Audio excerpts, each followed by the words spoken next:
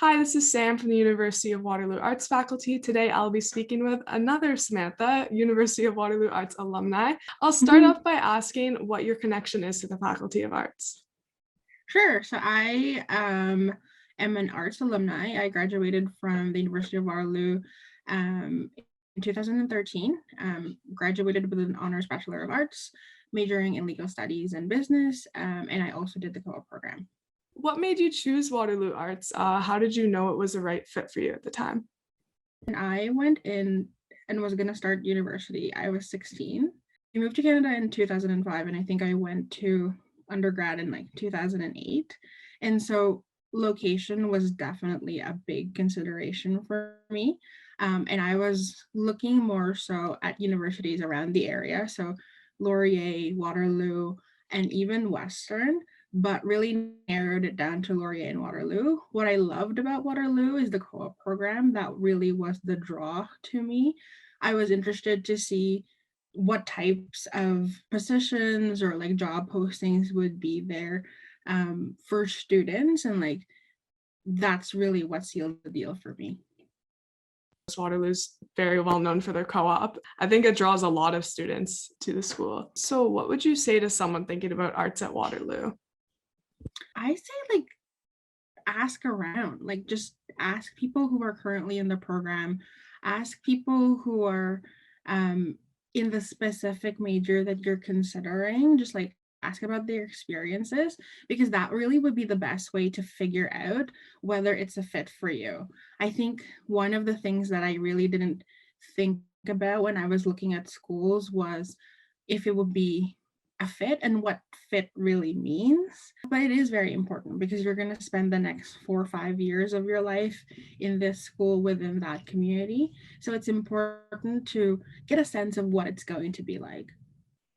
Yeah, for sure. I know it's definitely been a difficult past year for a lot of students trying to navigate that when, there's not in-person tours and things. And the Faculty of Arts, we've actually set up a Discord channel. So Oh, students have been wow. asking tons of questions there, and I think it's been really helpful to them. We've had arts ambassadors who can answer the questions, who are in all different areas of study, like you said. So it's kind of like there's someone for everyone, and that's been really good for students, I think. For sure. Actually, Yeah. like that was one of my favorite parts of participating within the Faculty of Arts. So I was an arts ambassador when I was going through school, and it was just very nice to kind of be part of the community and like answer like questions that like incoming students had. So that's always a great experience. Yeah, and I find that you end up learning a lot yourself too when you're kind of helping others out. What's your current job position?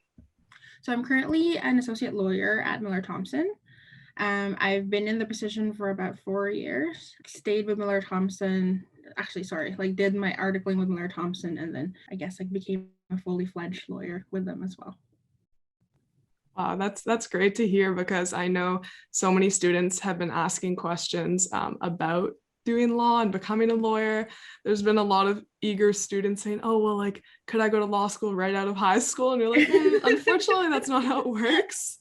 But yeah, so I mean, you got there, so that's proof right there. So you mentioned you were in the co-op program. Did you find that it was really tough to get that first job during co-op or through your own job hunting? Yes, actually.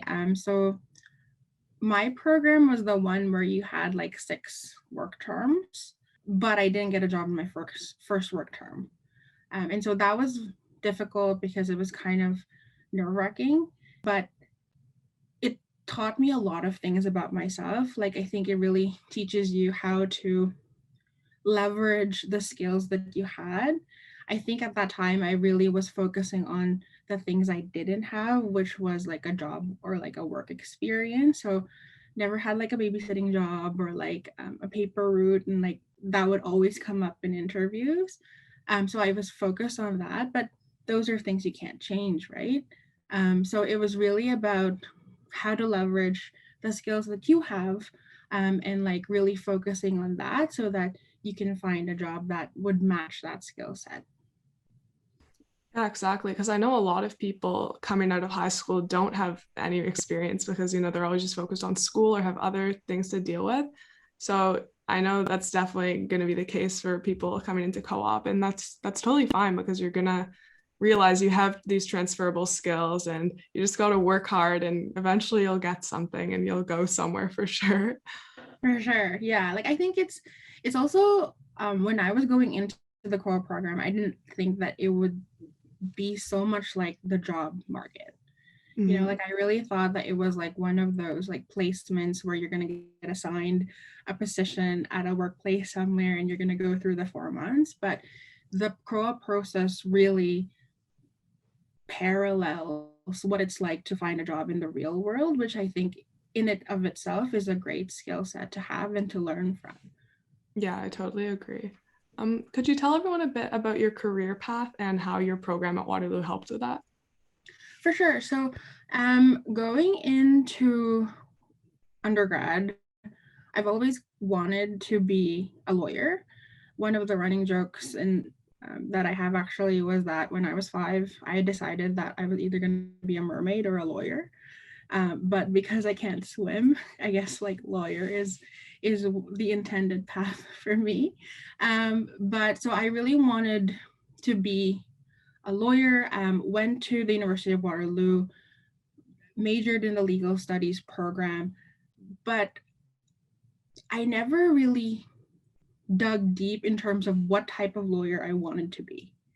Like had no concept of whether I wanted to go into criminal law or corporate law or whatever type of law. I just wanted to be a lawyer.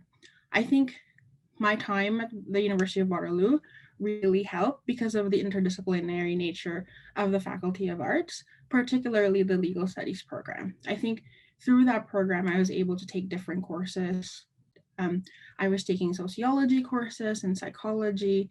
I took statistics. I also took a bit of computer science and religious studies. And all of that really opened my eyes to different intersections and how the law touches so many different parts of society. So from there, it really built up the interest and the I'm going to sound like a broken record, but I really appreciated the co-op program because I was able to get a position as an intellectual property assistant for a local startup. And that's where my interests really started narrowing down in terms of what I wanted to do, the type of lawyer that I wanted to become, and really solidified a lot of things for me in terms of whether this is the path that I wanted to take. And now, like in my career, like I'm a corporate lawyer, but my focus is on the emerging markets and the venture capital space. So really providing legal services to tech companies throughout that whole life cycle. Oh yeah, that's really interesting. There's so many different routes that you could take with law, and I'm sure the list is endless. And so, for someone who's trying to find their first job placement, what are some tips that you can offer? Because that first one can be tough sometimes. For sure. And like for me, especially like as we discussed earlier, like it was very difficult to kind of like even picking yourself up after like getting so many rejections was very difficult. But I think the biggest piece of advice that I can share is just keep going. I think it's going to be keep going, but also take time to take care of yourself, particularly your mental health. In the first piece, you know, you only need one yes. There, even if you go through so many no's, one yes is all you need, and you never know when that yes is going to come. So just keep going, but also take care of yourself, right? To the extent that you need to take a break, to the extent that you need to step away for a little bit so that you can recharge, do so. Because I think particularly these days, like the pandemic has really showed us how important it is to take care of our mental health and do like constant check-ins with ourselves just to see where we are, and where we need to be before we start going to the next stage. I'm glad you touched on mental health. That's definitely been a really important thing that everyone should be focusing on, especially this past year. So, Mhm. the job hunting process after you graduate could also be competitive. So, how did you make yourself stand out to employers after you were coming out of Waterloo with your degree? After um, my undergrad, I went straight to law school.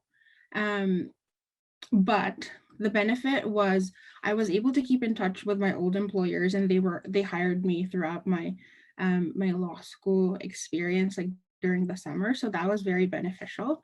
Afterwards, though, when I finished my degree and like was ready to enter the workforce, I still remember actually going to the Tatum Center with career services, asking them how to write a cover letter. It's one of those things I think where, as an art student, they teach us how to write so many different types of prose and so many different types of documents, but it takes a certain type of skill to really assess the skill sets that you have and how to leverage it in the job position that you're looking for. So kind of like how I said a little bit earlier in terms of focusing on what you do have and focusing on what you're really good at, rather than what you don't have. So for example, for a long time, I really wanted to be an intellectual property lawyer. But unfortunately, like one of the things that people will often tell me is that, but you don't have an engineering background, like you have an arts background. So it's a little bit more difficult to become an intellectual property lawyer.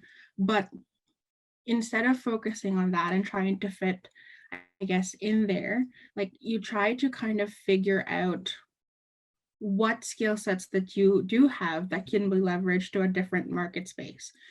So my interest in intellectual property and technology, I can leverage as a corporate lawyer servicing tech companies, for example. That's a long-winded way of saying really that focus on what you have. Like I think we don't take enough time to really just sit down with ourselves and like think about everything that we've learned. I think one tip that I will share is that I know when I was going through co-op, I just went through it and it was like 4 months of school and 4 months of co-op and then 4 months of school and it went by so fast. But I think taking time after the end of each term to just write out what you learned, what was the favorite parts of that job that you really enjoyed, would then give you like a list of things at the end of it that you may forget. Because I know for a fact that for me, I forgot that I did so many different things because I was just going through the motion of things. But then when you do sit down, you like really realize, oh, I actually did something that could be attributed to teamwork or some other skill set. Yeah, I totally get what you're saying. I think it's so important to tone in on your skills and just take the time, like you said. That's a really good tip. And Waterloo also has so many great resources on campus for helping out with your writing and stuff like that that you mentioned. So I think more students should be aware of that because like everyone wants to help and help For you sure. build your own skills. So and then the next question I have is who are some important connections that you made at Waterloo that you find kind of helped your career path and helped you grow to be who you are today in your career? So that's actually a very interesting question. There's definitely like a lot of people at Waterloo who have helped me to get to where I am today. Starting from like, the friends that I've had, like one of my very best friends today I met in undergrad, and we often reminisce that we went through the trenches studying at the library at St. Jerome's, like, like memorizing like different things for philosophy, to like counselors and coordinators. I received a lot of help from the Tatum Center, for example, like even going through the law school process, having them review my personal statement and my application really was very helpful. But also the different connections to lead me to different co-op positions and like the opportunities that were opened up because I was a University of Waterloo student was also very helpful. So I would say actually that so many parts of me would not be me right now if not for the people that I met, or the connections that I've had through my undergraduate experience. Yeah, from what you're saying, it really sounds like your University of Waterloo experience is really great with helping you kind of build your own skills and realize the things you already had to go in for you that were going to help you a lot in your career and co-op and school and everything. So that's great. I think you meet so many people at university, like not only friends, but just getting to know professors, counselors, like you mentioned. Why do you feel it's important to give back to arts and arts students?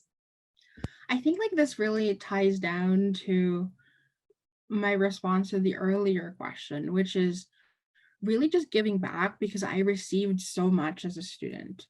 I think as a student, there were so many people who were always ready to drop everything and have a conversation with me, particularly when I was going through decision points in my life. I had the benefit of going to professors and like being able to chat with them and like seek their advice on different career paths and different strategies as if I wanted to go to law school and stuff like that.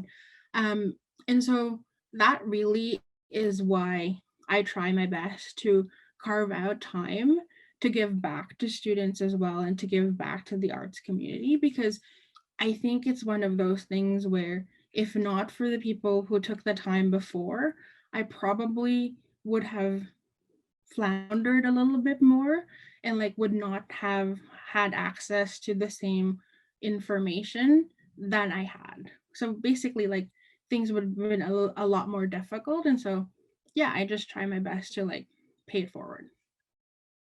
Well, we really appreciate it, and I really want to thank you so much for taking the time to talk to me today. It was great getting to know you and hear about your Waterloo story, and I think it'll benefit a lot of different students. So thank you. And thank you so much for having me. Of course.